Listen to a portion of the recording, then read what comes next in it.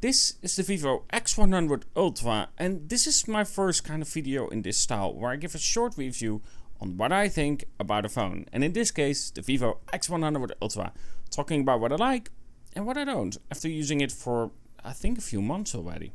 Anyway, let's dive into the video. So my first video back talking about smartphone reviews, and this will be quick and simple about phone performances. I do camera photography and there I showcase how a phone performs, but often I do get questions specifically about phones and what my experience is like. So therefore I will use this channel to showcase just that. So let's talk about my likes and dislikes on the Vivo X100 Ultra. But of course we start with specifications first.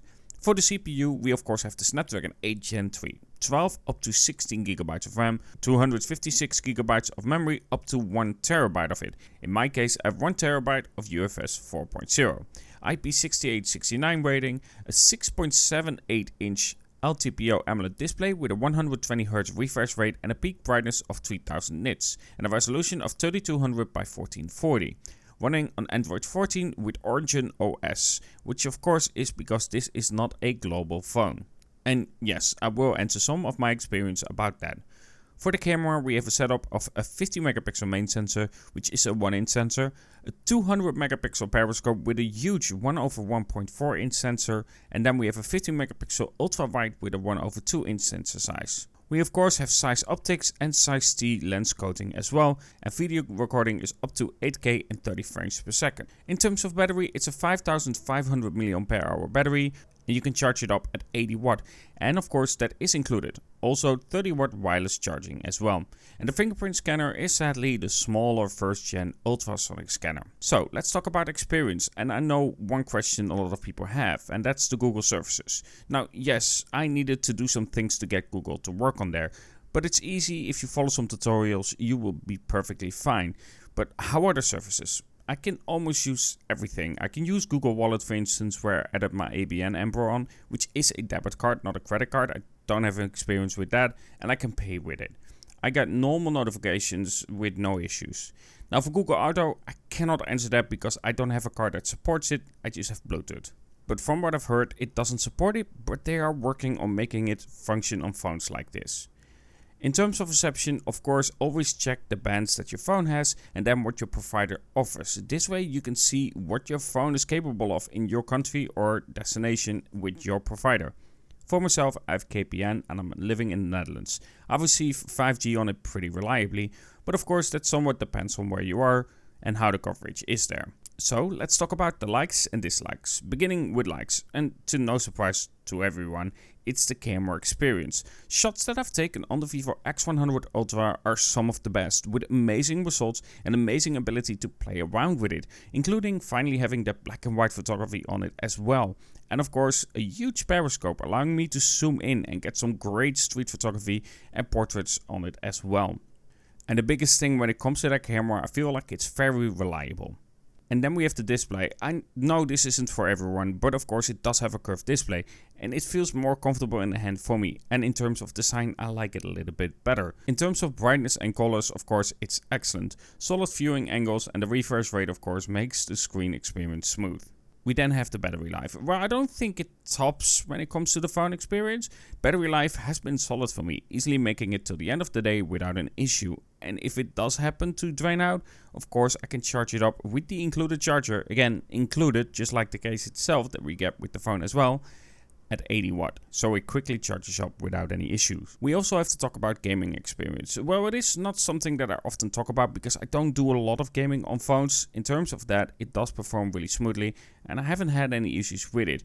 It doesn't heat up that much, just a little bit, but it doesn't heat up like for instance my Xiaomi 14 Ultra really does. But we'll make a separate video on that one. Now with things that aren't so good. I would say honestly this is much harder to find on a phone like this.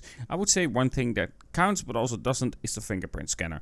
Now from the get-go, this is the better one to have. Instead of having that 2D camera sensor fingerprint scanner, I far prefer this over that. But because of the limited space they had inside for this one, we did get a smaller generation compared to what we had, for instance, on the Vivo X80 Pro and X90 Pro Plus. They had of course that larger fingerprint scanner, and definitely if you want one, that fingerprint scanner is just a lot better. Now this one will come over as contradicting to what I said before, and it's the camera experience. I know I said the camera is really good, and it is. And this part is part of personal preference. When it comes to, of course, shooting on the Vivo, I think the camera capabilities are really solid. But what I'm missing is a little bit of that character in the shot itself. So I would like, for instance, a size natural combined with textured. So I get that size natural look where the photography is natural and the colors aren't too saturated and so on, but still have the contrast of textured. That would allow my shots to look quite a bit more like I want it, a bit more character to it, a bit more feel to it. And maybe where it isn't as perfect because the shots are pretty much trying to be perfect, and that sometimes can mean that you lose character in the shot. It's hard to explain what I properly mean, but that's something that I would say where I could find a little bit of work when it comes to the camera itself. But in turn, when it comes to the possibilities to play around with it, at least we have that addition to it now as well, where you can change the contrast, the saturation, the brightness and the sharpening.